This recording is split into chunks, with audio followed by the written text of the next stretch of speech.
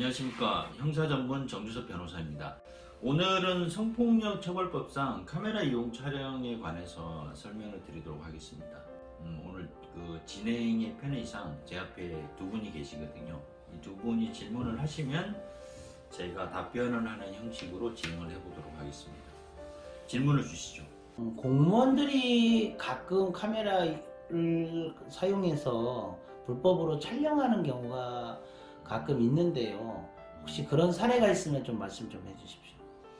뭐 공무원도 사람인데 뭐 그런 경우는 많이 있죠. 근데 뭐 이 수뢰 아니면 증례, 그러니까 뇌물죄가 아닌 이상은 뭐 공무원이라고 해서 특별히 가중처벌되거나 그런 사안은 아닙니다. 단지 공무원은 이제 범죄를 입건되면 그 이른바 기관 통보라고 해서 경찰에서는 바로 그 해당 기관장, 공무원 신분이면 해당 기관장한테 의무적으로 통보를 해주게 돼 있거든요. 바로 통보가 됩니까? 네, 바로 통보가 됩니다. 제가 직접 본 건 아니지만 이제 수사관님 말씀은 이 컴퓨터로 이제 사건 처리를 하지 않습니까? 사건 처리를 하는데 이 피해자가 공무원이다라고 하면 이제 기관 통보 대상이 되고, 기관 통보 대상이면 컴퓨터에 어떤 표시가 된답니다. 그걸 제가 직접 확인한 건 아니지만 그렇게 표시가 되기 때문에 그걸 뭐 누락되거나 그런 경우는 절대 없고, 일단 무조건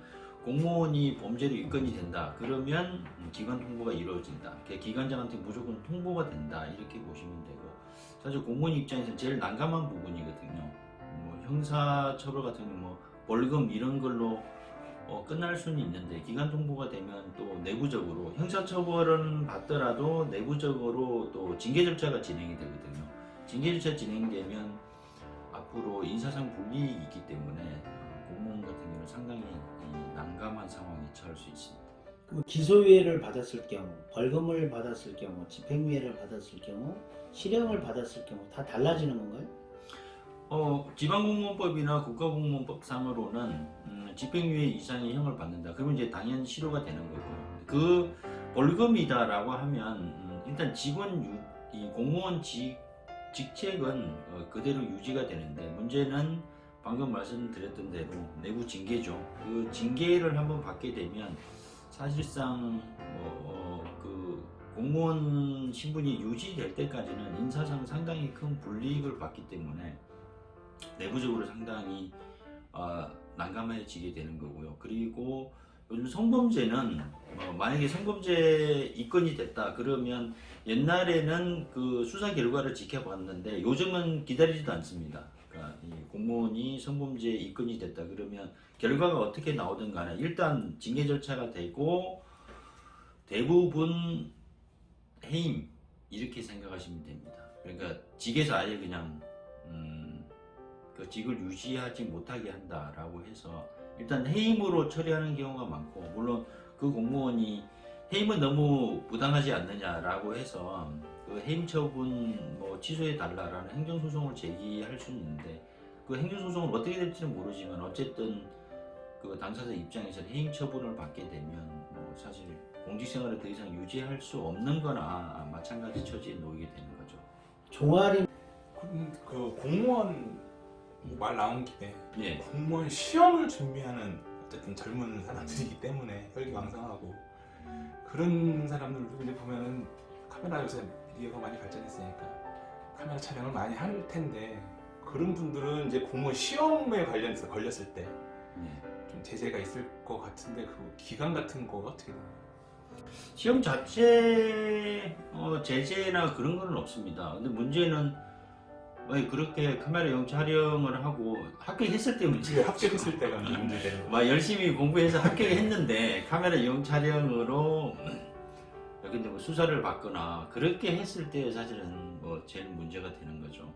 근데 아까 말씀드린 대로 어떻게 해서든지 이 집행유예 선고 그 이하면 당연퇴직되는 건 아니니까 하물며 카메라 이용 촬영으로 벌금형이 선고가 되더라도 공무원 자격은 취득은 할 수는 있겠죠. 그렇지만 앞으로 공무원 생활을 하는데 사실은 쉽지는 않겠죠. 도덕적으로는 과연 이제 그런 그런 사람한테 공무원 신분을 줘야 되느냐, 그런 논의가 있겠지만 어쨌든 뭐 법적으로는 시험 보는 거는 장애가 되지 않는다. 다만 나중에 뭐 합격하더라도 그 성범죄에 대해서는 당연히 이제 책임을 져야 되는 것입니다. 뒷모습을 촬영해도 네. 처벌이 됩니까?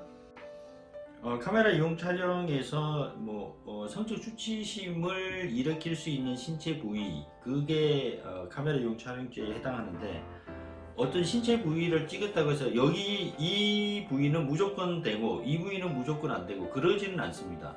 같은 부위를 찍었다 하더라도 어떤 상황에서 찍었느냐, 그게 이제 유무죄의 차이가 나는데, 예를 들면 어떤 허벅지를 찍었다고 했을 때 그냥 가까이 다가가서 그 특정 허벅지 부위를 아예 그냥 대놓고 찍었다, 그러면 카메라 이용 촬영죄에 해당할 확률이 상당히 높죠. 그런데 상당히 먼 거리에서 그냥 지나가는 여성, 짧은 치마를 입고 허벅지가 드러나 있는 다리를 좀 거리가 있는 데서 찍었다라고 하면 그 화면상에 허벅지가 보인다고 해서 무조건 카메라 이용 촬영죄에 해당하진 않거든요. 얼굴 인식하고도 문제가 되나요? 얼굴 인식하고는 상관이 없습니다.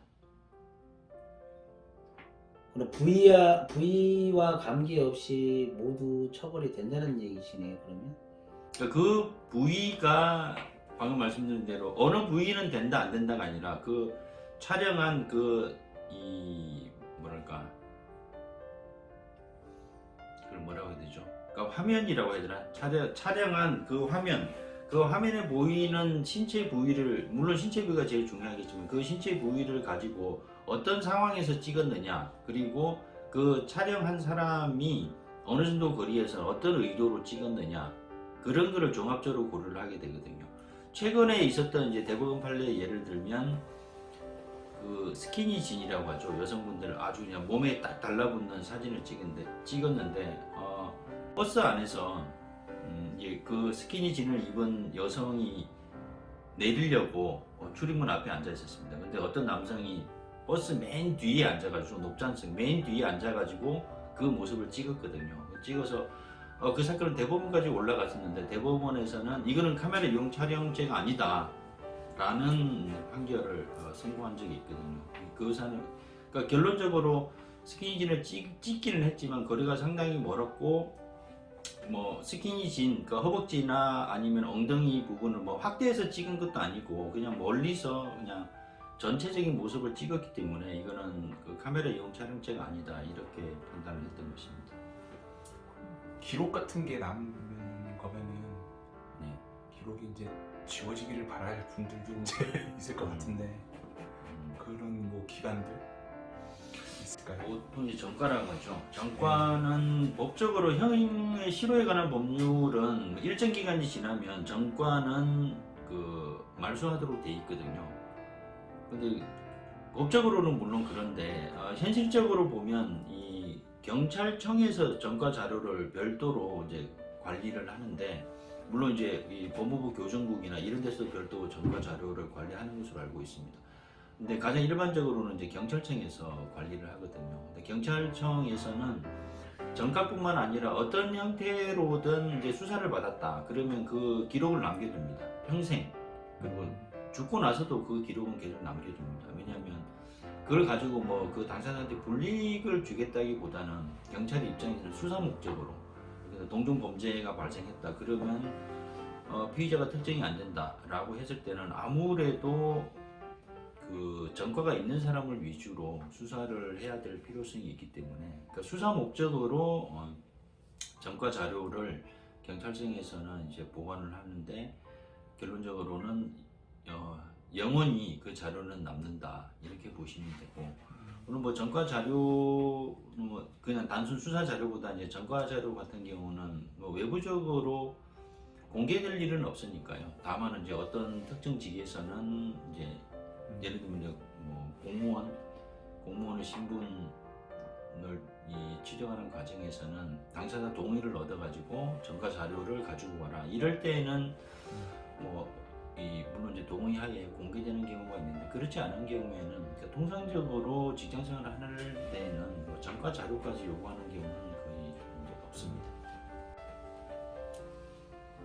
다 끝났나요? 네. 그러면 적극적으로 말씀을 드리다 보니까 좀 두서가 안 맞는 경우도 안 맞을 수도 있을 것 같은데 그냥 편하게 한번 진행을 해봤습니다. 다음 시간에 또 뵙도록 하겠습니다. 감사합니다.